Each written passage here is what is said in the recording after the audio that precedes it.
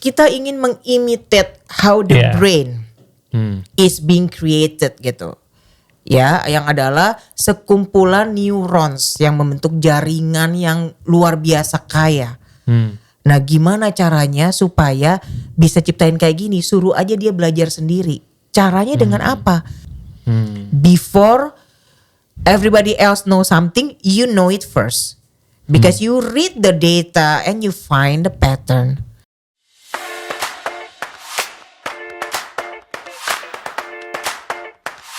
Mbak, aku pengen tanya Mbak. Aku tuh belakangan ini dan mungkin gak tahu Mbak Ane atau Mas Hanif suka merasakan ketika kita lagi discuss sama teman kita di WhatsApp gitu misalkan. Atau di aplikasi lah. Lalu atau aku omongin deh sekarang misalkan Mbak Anita aku pengen ke theme park misalkan yang di Jakarta. Tiba-tiba muncul iklan di media sosial kita Mbak. Di Instagram, di TikTok. Dia bisa denger kita apa gimana sih Mbak? Well, itu simple sebenarnya jawabannya ya, karena semua yang kita input into the system is captured by the system. Walaupun by chat Mbak, yang private. Okay, let's talk about privacy. Iya. Jujur ya, nyalakan people teman-teman di sini kalau udah berani ya main internet ya, apapun bentuknya. Can you 100% be sure that it is totally protected and private? The answer is no. Iya. Ya, although kita udah bilang, apakah bersedia datanya? No. Apakah benar nggak akan ada kebocoran apapun? Enggak mungkin. Ya, kadang kitanya iya, tapi lawan bicara kita mungkin enggak.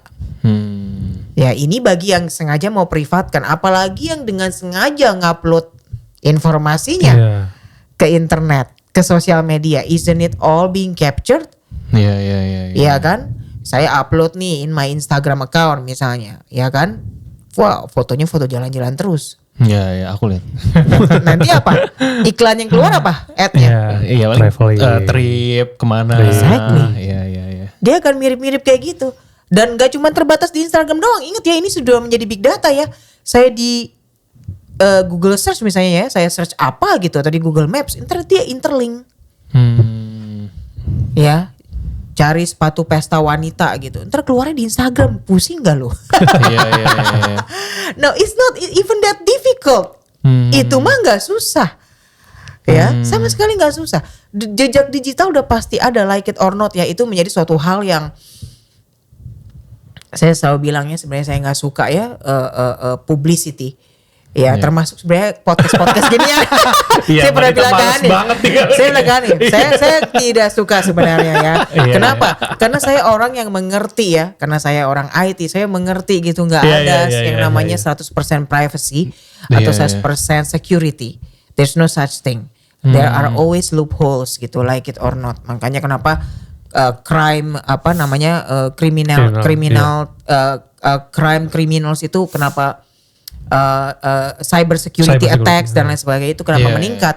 Ya karena memang banyak sekali peluang di situ ya. Pura-pura jadi Anita, kan udah banyak kan orang kayak gitu ya. Pura-pura jadi temennya Anita gitu ya. Apa ngomongnya bisa sama lagi. Betul Mbak, betul. Hey Nit, apa kabar? Long time no see. Iya. Ya, sebelum jawab, nyalakan people, pikir 10 kali dulu. Kenapa nomornya beda? Walaupun profile pic-nya sama dan lain sebagainya. Nah, ini semua yang sebenarnya kalau menjawab pertanyaan Imam tadi, enggak, teknologinya udah bukan something yang heboh banget itu mah. Lalu do and don't-nya gimana Mbak? Untuk kita bisa masukin sesuatu di, let's say di ChatGPT. Kalau untuk chat secara private mungkin itu oke lah, nggak bisa kita hindari Mbak. Apakah kita jangan taruh informasi yang private di sana gitu atau? Ya, kalau saya pendekatannya agak paranoid. Tapi tidak tertutup 100%. Iya. Ya, karena banyak orang gini, kalau kita nggak berani pakai juga nggak bisa dapat manfaatnya. Ya, saya pernah punya teman yang bilang nggak akan mau punya Facebook whatever, akun di sosial media dan lain sebagainya. Ya, tapi juga a lot of opportunities datang dari situ. You can meet your old friends, you can get a business opportunity from the social media platforms. Betul. Ya, tadi ya pros and cons, kembali lagi nih. Cost benefit analysis. Ya sebagai orang yang sebenarnya cukup private, tapi nggak private amat ya, nggak sampai extremely private, nggak, cukup private ya. Saya masih willing ya, tapi mungkin saya akan pilih-pilih ya. Apa yang mau saya taruh di internet, apa yang enggak. Satu itu. Yang kedua adalah misalnya kalau kita ketik prompting gitu ya di Gen AI application begitu. Ya pastikan gak ada confidential information.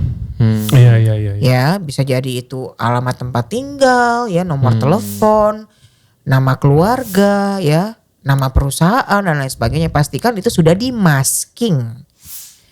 Ya, yang itu saya lakukan ya, masking data. Silakan di Google ya. Ntar jadi satu sesi sendiri.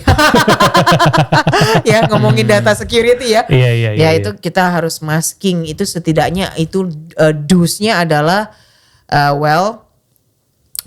pilih-pilih ya platform yang lebih terpercaya ya. Kalau saya misalnya lagi pakai search engine gitu ya, saya cek dulu koneksinya secure apa enggak. Ya kalau dia koneksinya enggak secure, saya nggak mau.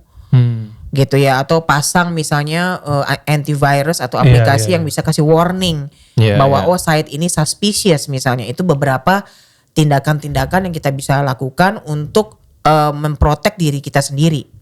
Ya atau organisasi tempat kita bekerja misalnya. Ya don'ts-nya adalah yaitu ya hati-hati ya kalau mau ngetik atau bercerita ya. Karena saya juga mikir ya, ini saya ketik begini di WhatsApp gimana nih ya? Segitu preventifnya Mbak ya? Ya ada sense of prevention seperti itu ya. Iya. Gitu, dan saya lagi mikir apalagi mau transaksi perbankan gitu ya. Hati-hati ya, pakai jaringan internetnya mesti yang private gitu, yang secured. Ya nggak boleh sembarangan di public internet karena semua maling-maling internet lagi nungguin ya untuk mencuri data itu. Jadi aduh kok banyak banget sih permasalahannya, kok jadi ngeri sih. Well, like I said, there's always a downside of something.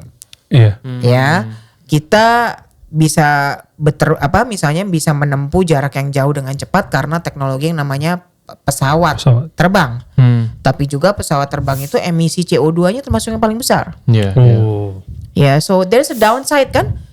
Upside-nya apa? Upside-nya adalah saya nyampe Amerika 20 jam. Downside-nya adalah emisi CO2-nya itu ngerusak bumi ini. Gitu. Jadi selalu ada begitu ya dalam hidup ini. Kemajuan itu ada price to pay gitu. And eventually kita mesti bisa netting off. Jangan sampai, kalau sekarang kan kita lagi imbalance ya.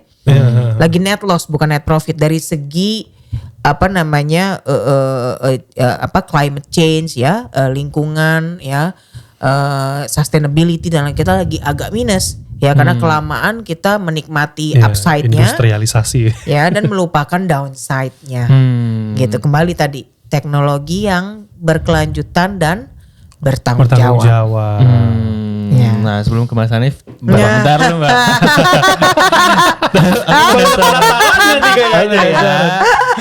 Nah tadi kan kalau Mbak Anit bicara upside-nya, downside-nya, menurut Mbak Anit untuk AI ini saat ini banyak down-nya apa up-nya Mbak?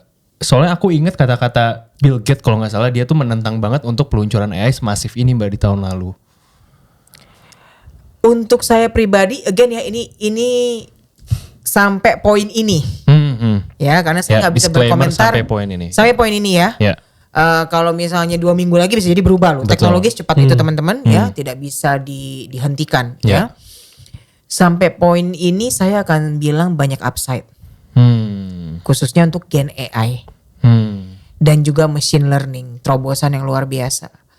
Can you imagine, misalnya kalau ada self-driving cars, maka orang-orang yang punya limitasi, betul gak? Yang lumpuh, yang buta, dia tetap bisa naik mobil kemana-mana sendiri, nggak nyusahin orang loh. Ya, ada emergency, dia punya self-driving cars unit, dia tinggal pakai voice command ke rumah sakit gitu ya. Pergi deh, nyampe deh. Rumah sakit ini yang di sini gitu kan, nyampe. It's gonna be helpful for so many people. Kebayang ya, nggak semua orang punya I would say the luxury or privilege ya. Mungkin di hari tuanya masih ada anak-anak yang tinggal deket-deket. No, not always. right? Mungkin bisa jadi udah sendirian atau sakit dan lain sebagainya. Then this technology will help you. It will. Ya bagi mereka yang selama ini mungkin nggak usah jauh-jauh deh, misalnya matanya udah buram kalau nyetir ya. Saya ngomongin saya ya kalau malam hari, malam ya. Ini buram nih ya, susah nih kacamatanya udah titik-titik-titik ya. Bayangin kalau I'm actually waiting for that self-driving car to come ya. Ya karena can you imagine ya nggak merasa was-was kadang-kadang kita misalkan ya naik yang kalau human driver semoga dia orang baik gitu ya, kita percayanya sih baik gitu ya, tapi kadang-kadang enggak ya kan. Nah that's the thing right about machine adalah kita bisa control those kind of risk factors. With human you cannot, and that what makes us human. Setuju. Iya gak? Karena misalnya kita berteman nih, saya berteman sama Hanif, saya gak bisa kontrol dia 100%. Bisa aja suatu hari dia mengkhianati saya. And that makes him and me human. Karena kalau dia AI nih, saya bilang no traitor. Saya bisa set rules-nya. Dilarang mengkhianati. Iya kan? Saya bisa loh kalau saya mau. Jadi tetap jadi teman saya, teman AI saya ya, fun to be with, to chat with ya. Tapi nggak akan mengkhianati saya. Ya, what makes us human adalah kita punya this kind of vulnerability. Ya, bahwa ada resiko-resiko itu when we interact with another human. Isn't it ironic ya? Karena jadi paradoks ya. We actually long for, kita ingin sebenarnya this emotional connection, tapi sebenarnya itu mengandung banyak resiko.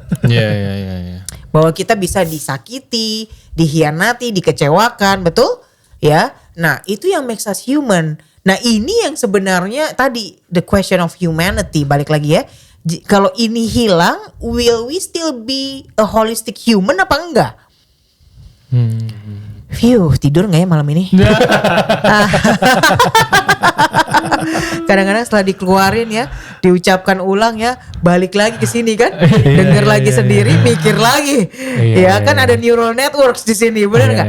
Kita mulai memikirkan ini ya, jadi it can be very helpful. Sampai poin ini saya akan katakan banyak upside-nya, banyak upside-nya ya. Tapi pemakaian bertanggung jawab ini sulit ya. Ya, memberikan efisiensi nggak dalam bekerja, luar biasa Gen AI ini. Ya dulu bikin satu proposal mungkin perlu 2 minggu ya, sekarang bisa dalam 3 jam selesai. Bener kan? Tapi artinya waktu sisanya ini mau diapain?